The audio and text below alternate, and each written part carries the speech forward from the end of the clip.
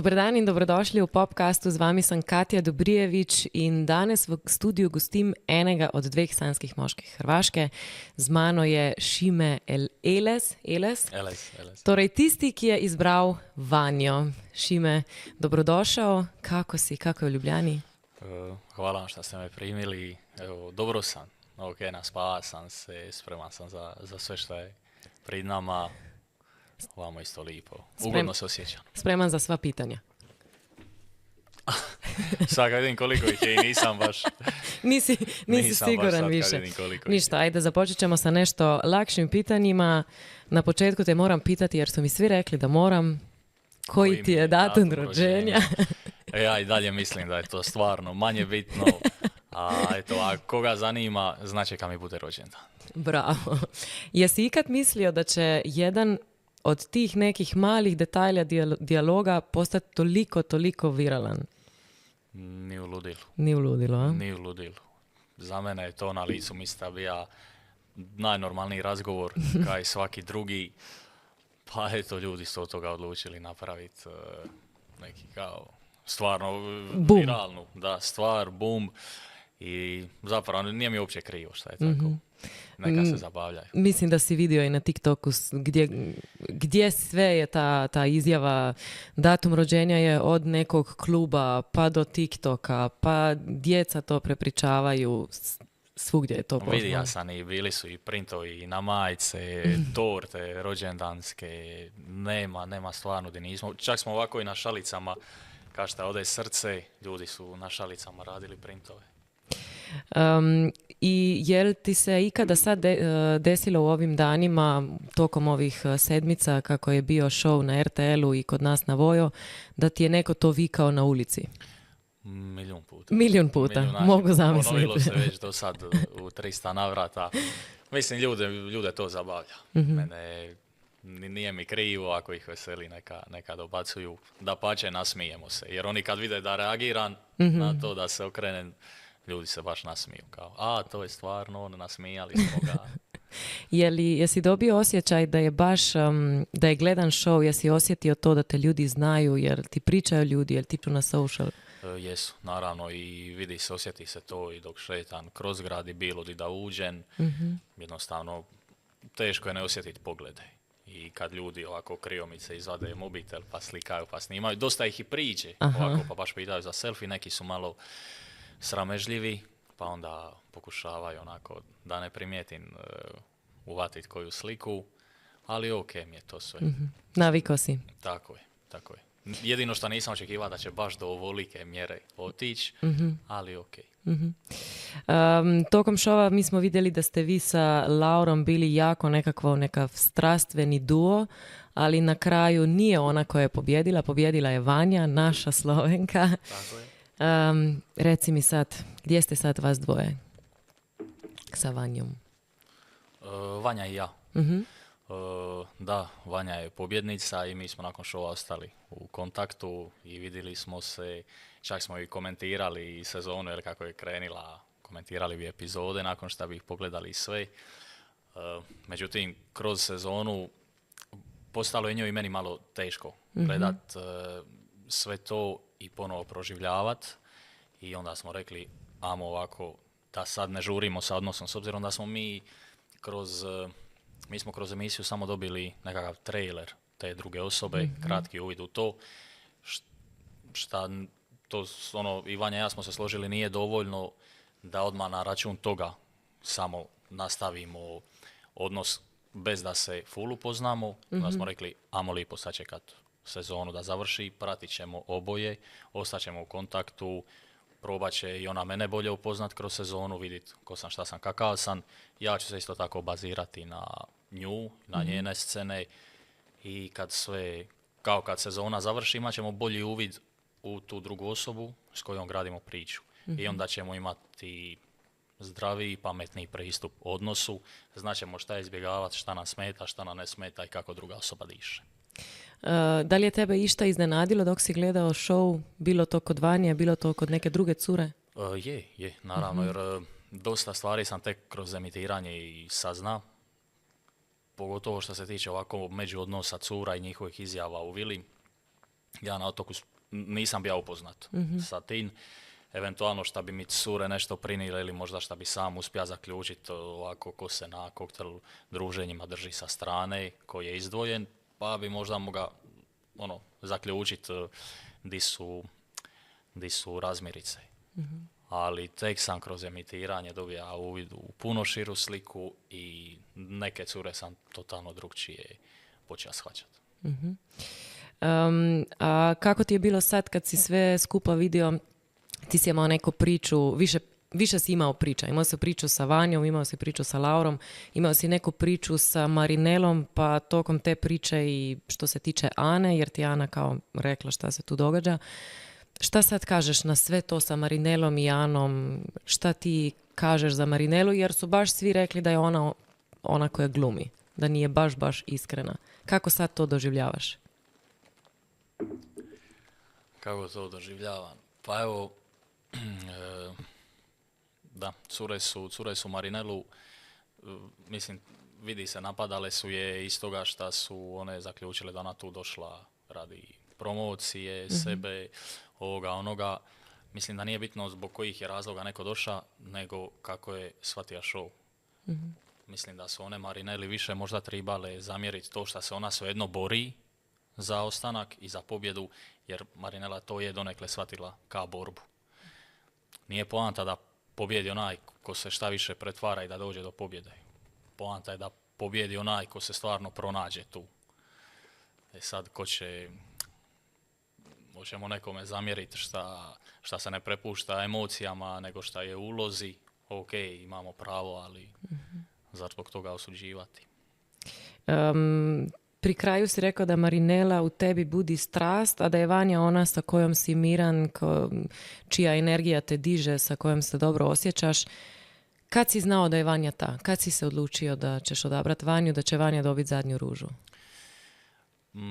Nema tu momenta, barem za mene, koji je u sezoni bio presudan, nego jednostavno pred finale i čak cijeli taj zadnji tjedan ja sam od svojih finalistkinja, onako kad bi uvatio vremena, prolazio bi kroz cijelu sezonu. I onda je bilo praćenje razvoja odnosa sa Mijom, praćenje razvoja odnosa sa Marinelom, sa Vanjom. I kad sam vidio koji je odnos zapravo najzdravije i napredova, koji se najzdravije razvija, gdje je nekako sve išlo najprirodnije, gdje nije bilo ni fejkanja, ni glume, ni trzavica, ni toga da se ja moram vadit iz nečega ili konstantno opravdavat. To je bilo više nego jasno. Mislim da su tu kockice same posložile. Odabrao si Slovenko, znači da si sad pomalo naš. Slovenski zet. Malo si slovenski zet, sad reći ćeš nam kakva je budućnost, kako ćete vi sa vašim odnosom, ali za sad si naš slovenski zet. Pa me zanima kako se ti osjećaš sad, jer te cijeli narod Slovenija te sad malo prati, sad moraš pripaziti. Ok mi je to sve, ovako me do sad prati, a eto, ekipa šta je gledala, znači sad eto, pratit će me malo više ljudi, nisu neke drastične promjene, ja ću i dalje nastaviti biti ja. Naravno, možda će se nekoj strani tu malo više prikloniti, dati malo više pažnje, vremena, prostora, ali šta bude, bit će. Hoćete se sad kad si u Ljubljani naći sa Vanjom? Naravno. Hoćete. Znači, zovemo te opet. Šta je bilo? Reci nam sve. Vidimo se večeras. Sam dejtovima. Pa te zovemo nju ili tebe pa da nam kažeš šta i kako je prošlo. Koga god da pozovete, doćemo vam zajedno. Imamo odgovor. Koga god da pozovemo, doći će oni zajedno. Dobro, sviđa mi se. Samo da nisi to rekao samo zato što si sad u Ljubljani. Kao zbog presinga. Ok, ali imam još jedno pitanje. Bilo je u medijima da si bio na kavi i sa Laurom u Splitu. Naravno, jesam. Koja je priča iza te kave? Šta je bilo? Viralni TikTok koji ti je datum rođenja, mislim da je to manje bitno. Laura je o svom poslu dolazila u Split. Čuli smo se oko toga jer naravno sa više cura iz kuće sam bio u kontaktu tokom emitiranja, evo i dalje sam, jer to je kad bi bile neke naše zajedničke scene, dejtovi ili smišne izjave, naravno da bi prokomentirali. isto tako sam i sa Laurom prokomentirao sve šta se događa oko tog buma koji je nastao i došli smo na ideju da opet mi snimimo tu viralnu scenu i to je to. To je cijela priča iza svega i neko nas je uslikao na kavi. Mislim da pače nije bilo ni potrebe da se nešto skrivamo, kemijamo, zato jer bi to samo onda budilo sumnje, a nema se tu šta sakriti.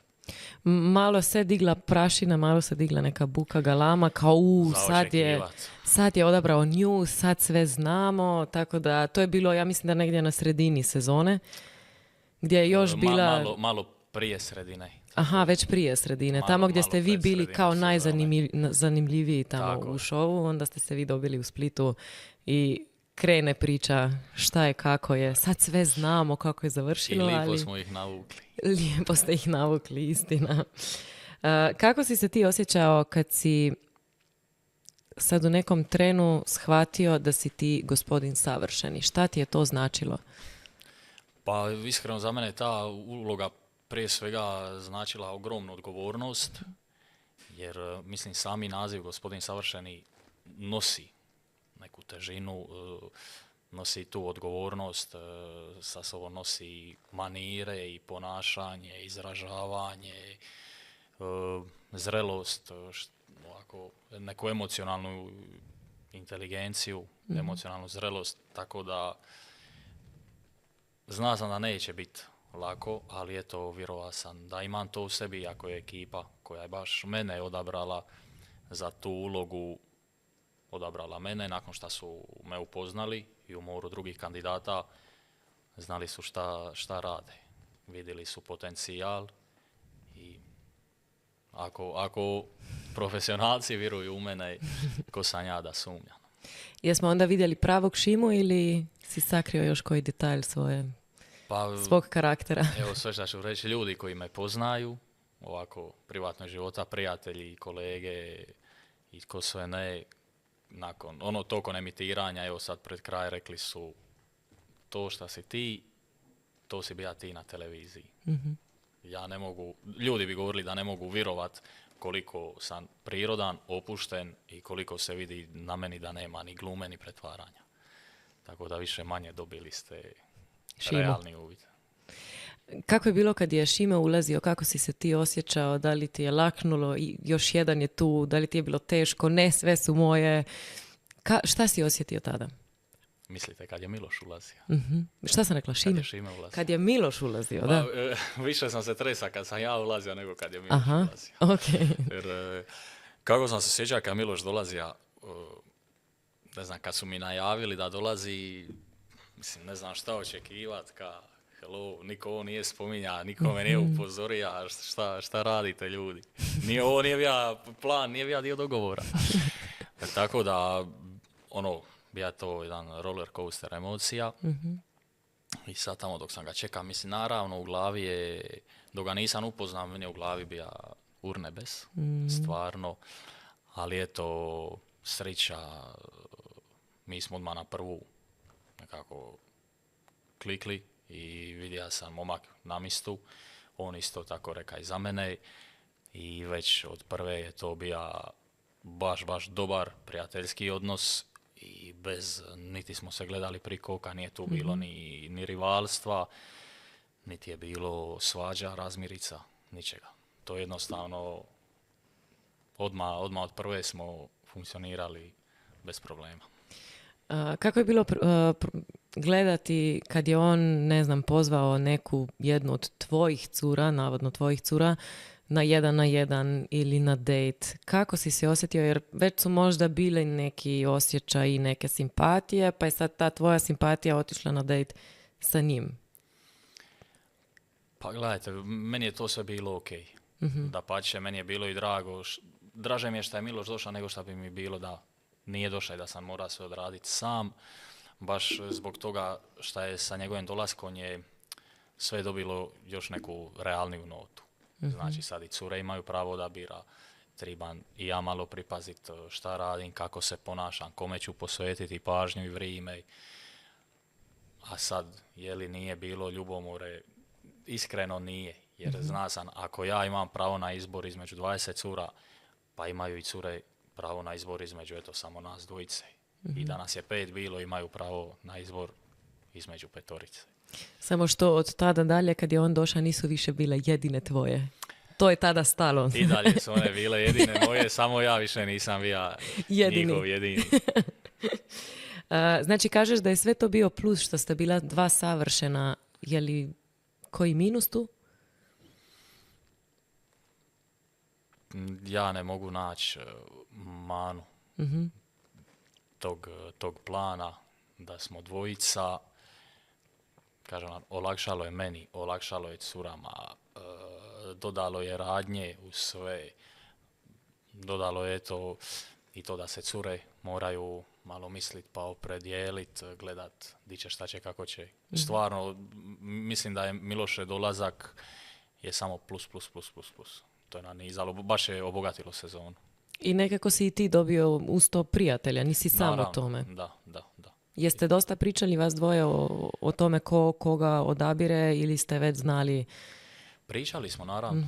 Ovako kad bi se vidjeli, kad bi uvatili vremena na nesnimajuće dane, mislim, prolazimo istu stvar za koju se stvarno ne može puno ljudi pohvalili da su prošli, niti se može poistovjetiti sa takvim iskustvom. I naravno da je njemu značio moj savjet, meni je značio njegov. Baš zbog toga što ja sam mogao iz svog kuta gledišta objektivno sagledat njegove odnose, on je isto mogao za moje. I sad, a ono je sve poprilično intenzivno, tako da je, kad ste uvučeni u sve to, jako je teško više imat stvarnu sliku, jer taj nekako čovjek se veže za sve, baš radi te intenzivnosti. I onda dobro dođe kad neko sa strane može dati svoj sud. Činilo se na početku da si nekako, da si se opustio, da ti je sve super, da ti je sve top, sve pet, ali nakon nekoliko epizoda, pogotovo prema kraju, vidjelo se da ti teško padaš, zato što moraš izbaciti cure, zato što se moraš ti odlučiti. Kakvo je bilo svo to iskustvo, kako ti je bilo sve skupa? Naravno, ta promjena raspoloženja je po meni prirodna, jer da sam ja ostao tamo vesel, pun elana, ka na početku ili još gore hladan, mislim da bi to samo značilo da nešto sa menom nije u redu, jer kao što sam rekao, čovjek se veže. Mi smo 2 mjeseca tamo proveli zajedno s tim curama, naravno, mislim, upoznajemo se i sve se odvija tako ubrzano, brže nego što bi se odvijalo u vanjskom svijetu. Naravno, cure se otvore i onda jave se i osjećaj.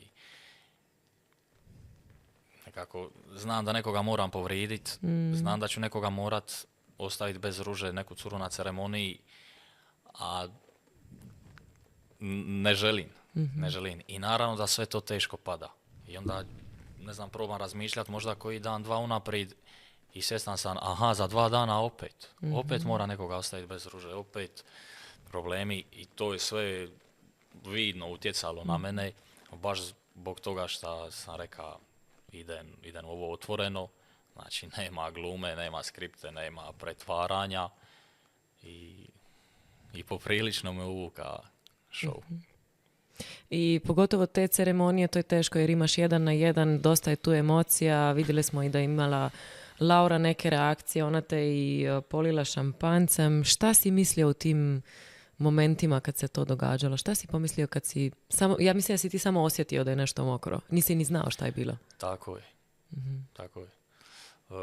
Mislim, osjetio sam da je nešto, da me nešto zalilo. Na prvo krenija sam se... Taj prvi trenutak meni nije bilo. Jasno šta je. Mislim, poslije sam povezao kad sam vidio di nastaje komešanje i ovako komentare cura. Ne znam, ali šta uopće misliti u tom trenutku? Kako reagirati? Tako da, to je bilo baš snalaženje na licu mjesta. Ali čini se, koliko smo mi sa cure pričale u redakciji, da si Lauri možda malo više stvari oprostio nego drugima curama. Jesmo u pravu ili... Na temelju čega ste to zaključili? Ja ću baš reći da je obrnuto. Da je obrnuto? Tako je.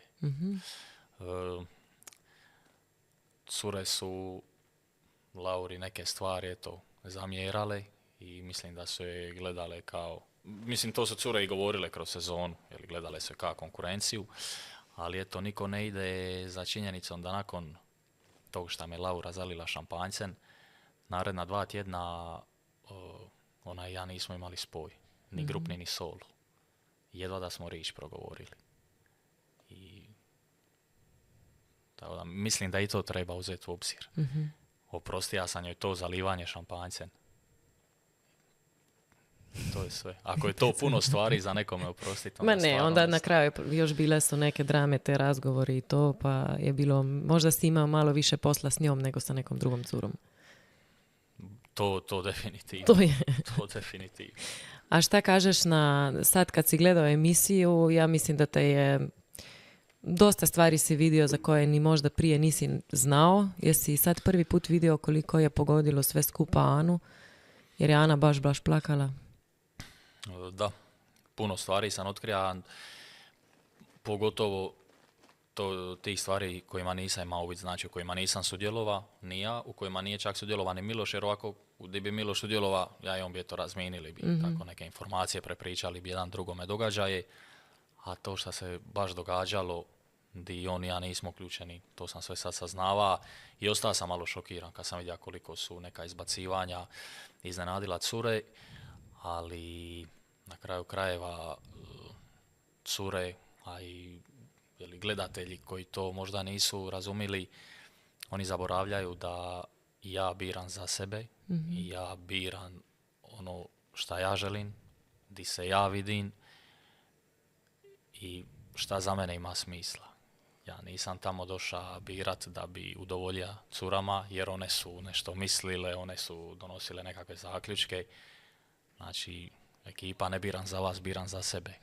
Ako meni neko ne odgovara mi radi mog mišljenja, radi mojih nekih emocija i svega. Tako je, emocija, uviđanja. One su, kasnije i kroz razgovor sa curama, shvatio sam da su mi možda zamirile, kao što sam izbacio Anu da nije trebala tako rano otići. Ana je divna cura, krasna. Stvarno je to što sam imao priliku poznati, s njom sam prokomentirao neke epizode, razmijenili smo par poruka, stvarno za tu curu sve najljepše. Ali niko nije mene pita zašto si je izbacio. Samo odjedanput bilo drvlje i kamenje po meni. Hoćeš da te sad pitam zašto si je izbacio, ali nema, mislim da nema potrebe po... Nema nikakve potrebe. Da. Kako je bilo kad si, mislim da su u jednom trenu, ili je to samo bila jedna ceremonija, sad se ne sjećam, da su cure nekako počele odbijati tvoje ruže. Je li to bila samo jedna ceremonija ili... Ma to se ponavljalo. Jel se ponavljalo? To je postala tradicija na otoku. Dobro, u početku mi je to bilo, mogao sam razumit, ne znam, cure u par navrata ne dobiju priliku popričati sa mnom, nešto im se ne sviđa, pa je to odbijanje ruže kao bija znak Šime, trgni se, pokušavam ti nešto dati do znanja ili kao, ajde, kad ću više ja doći na red. Tako da to mi je to je jednostavno način na koji one probaju meni dati do znanja da moram promijeniti nešto u svom ponašanju ili barem s njima nešto riješiti. A naravno da je bila ona ceremonija kad sam 3-4 to, da. pokopa, opet ne zamjeram curama. To je jednostavno bila druga polovica sezone, već to su cure s kojima ja nisam dotad gradio priču. Bilo je prekasno i za početak.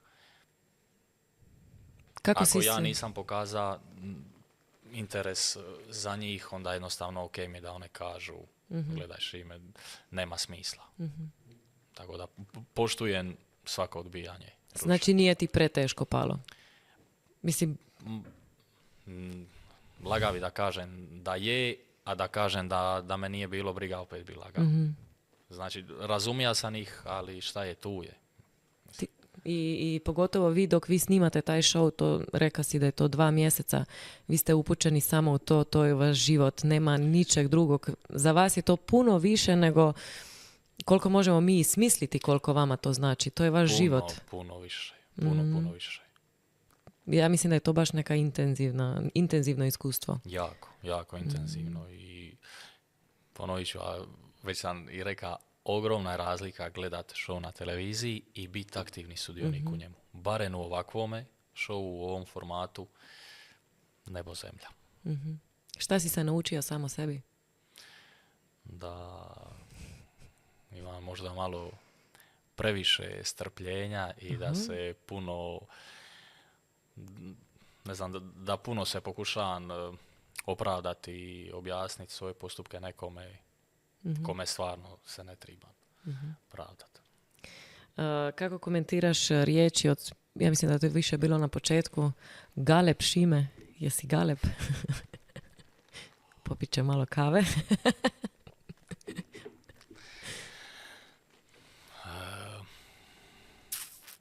Pa eto, ako je to nečiji dojam, neka bude. Mislim da je to više bilo samo na račun toga što sam iz Splita, iz Dalmacije, nego što to ima ikakve veze sa mojim karakterom. Možda da Nina je to. Aha, Nina je to rekla. Ne znam, možda da me više upoznala, možda bi promijenila to je više onako bila zezancija. Barem što se mene tiče, možda bi dapače potvrdila svoje mišljenje o tom potom, nikad nećemo saznati. Pa dobro, i dosta na početku je ona rekla taj Galeb i onda je se... prva ili druga epizoda. Da, onda se dosta to i zaboravilo. Čak i prva epizoda. Tako da mislim, na konto poznavanja nekoga od 15 minuti niti punih 15 izjavi da je Galeb, misli da je to više fora nego ikakav formiran stav i eto to je onda postane neki univerzalni nadimak, tako da to me stvarno ne dotiče. Kako ćeš sad iskoristiti tu slavu, to što te ljudi znaju, hoćeš li biti u medijima ili ćeš vratiti se normalnim životom? Pa o tom potom, iskreno. Šta bude, bit će nekih planova, želja, naravno, postoje, ali ne mogu gatat, a ne želim ni previše pričat. Ima li želje još po kojem šovu? Mislim da sam svoj sa šovovima odradio. Mislim da je to manje bitno. Mislim da je to manje bitno. Ako i bude koji šov, značete. Važi, dobro. Mi smo na vezi, mi te pratimo i čekamo da vidimo koji je update sa Vanjom. Šta ćete, kako ćete i ja ti želim svu sreću u ljubavi i u životu i sa svim. Hvala. Hvala tudi vam, dragi gledalci in poslušalci, da ste bili z nami. Spremljajte nas še naprej.